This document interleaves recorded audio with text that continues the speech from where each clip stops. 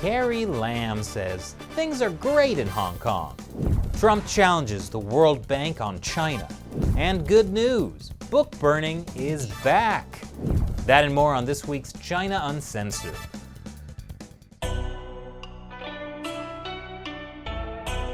This is China Uncensored. I'm Chris Chappell.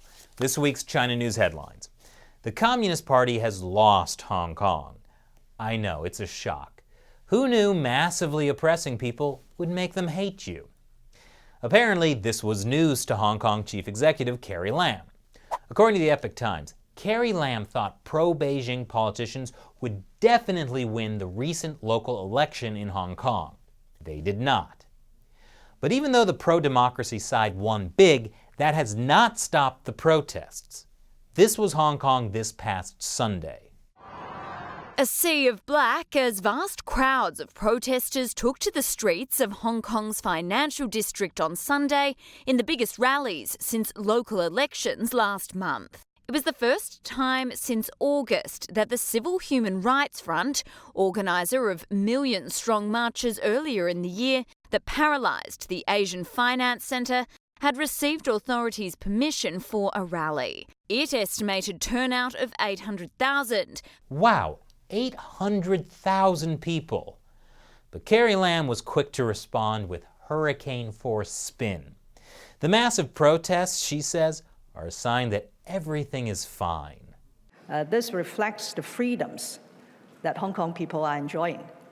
And so I hope that this phenomenon will go also to abroad to show that Hong Kong is upholding all the rights and freedoms of Hong Kong people. So all those accusations from various quarters that we are eroding people's freedoms is unsubstantiated. Right? Right? 6 months of continuous protests show there's absolutely nothing wrong in Hong Kong. Here's another bad sign. One of the protesters' 5 demands is an independent investigation into police brutality. The Hong Kong government refused.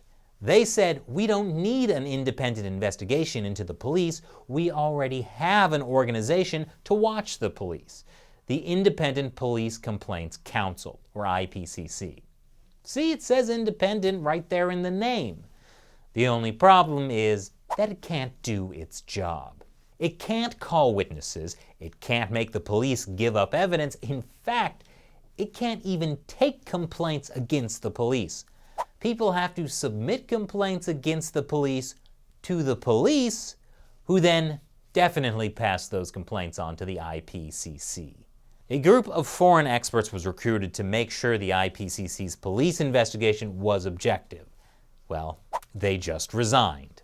You can see that the international expert panel, the members of the international expert panels all resigned from the IPCC or from this panel before the publication of the interim report. This is a very crucial act, and you can see that it is like a vote of non-confidence to this report.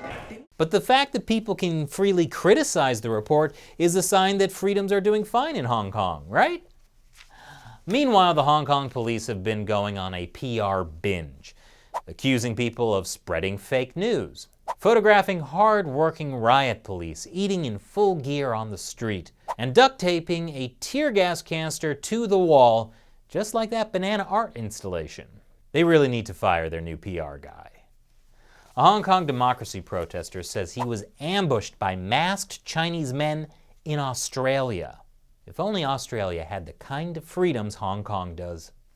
Meanwhile, Taiwan's top diplomat said Taiwan will help if the Chinese military cracks down in Hong Kong. Sadly, he did not mean Taiwan's President Tsai Ing-wen would go full Rambo. He meant that if people start fleeing from Hong Kong, Taiwan is going to work with the international community to provide necessary assistance to those who are displaced by the violence there. Wow, I can see why he's the top diplomat. That was very diplomatic and boring, especially considering the new claims that the Chinese Communist Party is meddling in Taiwan's election, the presidential elections coming up on January 11th, 2020. A Chinese defector said 2 Hong Kong executives with close ties to the Chinese military were involved in manipulating Taiwan's elections. That manipulation included a multi-pronged effort to finance pro-Beijing candidates, buy off voters, and sow disinformation on television channels and on the internet. Sorry, Putin, you're no longer the world's best election meddler.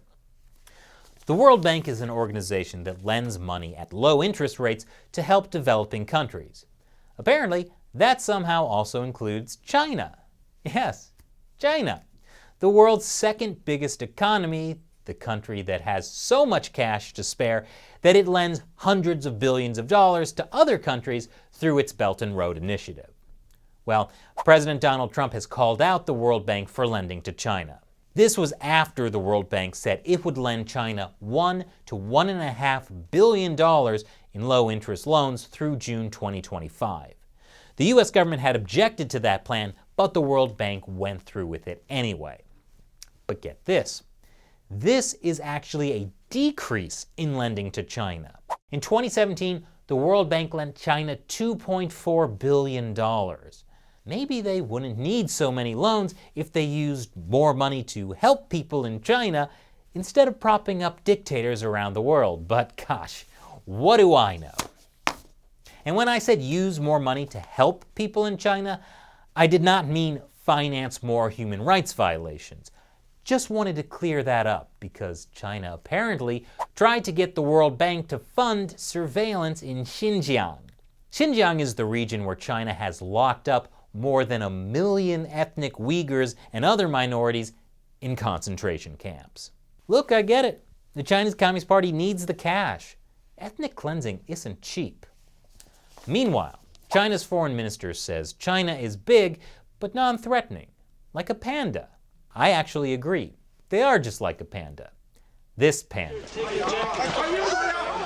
The foreign minister added that paranoia toward China is a highly dangerous disease.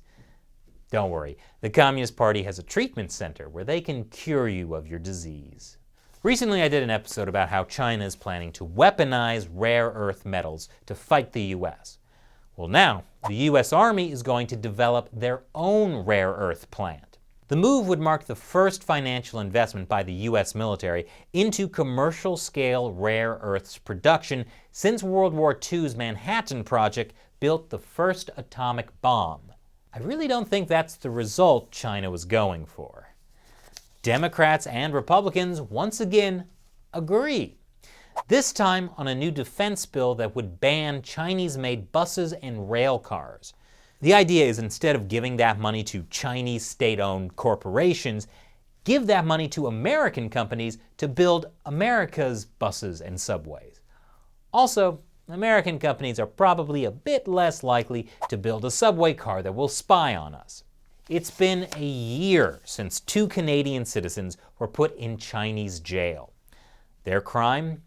Being citizens of a country that arrested a rich Chinese person for breaking the law. Justice, with Chinese characteristics. Well, after a year in jail, there's some really good news for the 2 men. They might actually get a trial. Nothing like being jailed for a year without trial. Did I mention they haven't been allowed to speak to a lawyer or to their families? Something to think about the next time you visit China. On the bright side, the Canadians haven't been alone. A new report by the Committee to Protect Journalists says China just beat out Turkey as the top jailer of journalists. Man, Xi Jinping is really winning all the awards. Library officials in China's Gansu province have started burning books that are not politically correct. That happened back in October after the Ministry of Education ordered libraries to get rid of inappropriate books. Burning books! Yes, the Chinese Communist Party is really getting back to its roots. Although honestly, this new campaign really needs to step it up. They did it so much more efficiently in Mao Zedong's time.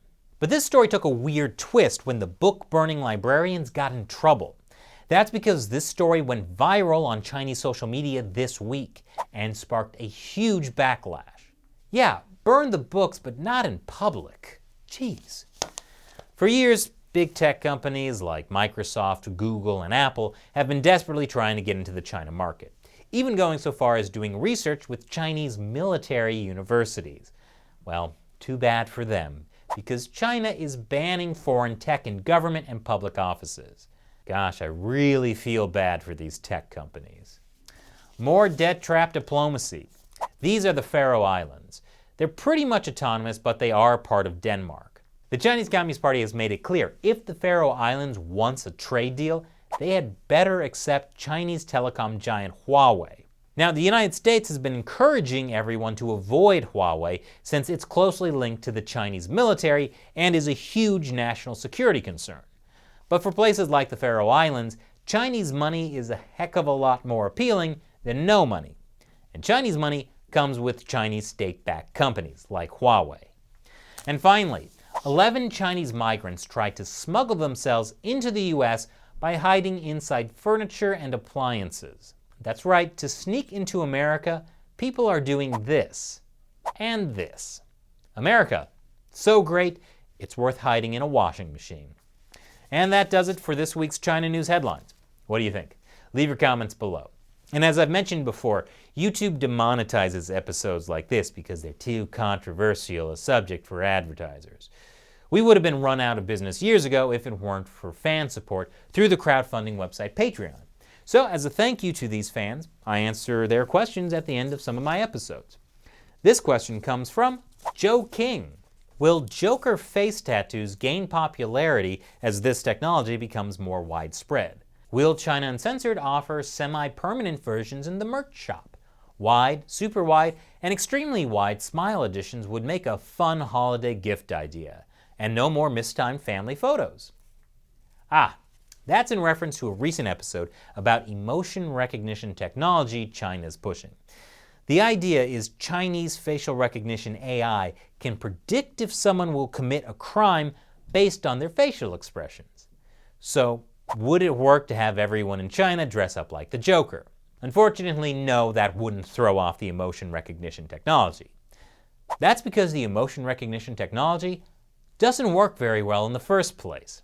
In other words, I'm pretty sure the Chinese Communist Party will continue to arrest anyone they want for whatever reason they want. And that's the Killing Joke. Thanks for your question. And thank you everyone for watching and for supporting China Uncensored. If you're not a patron yet, join our 50-cent army. Go to patreon.com/China Uncensored and contribute. The link is below. Once again, I'm Chris Chappell. See you next time.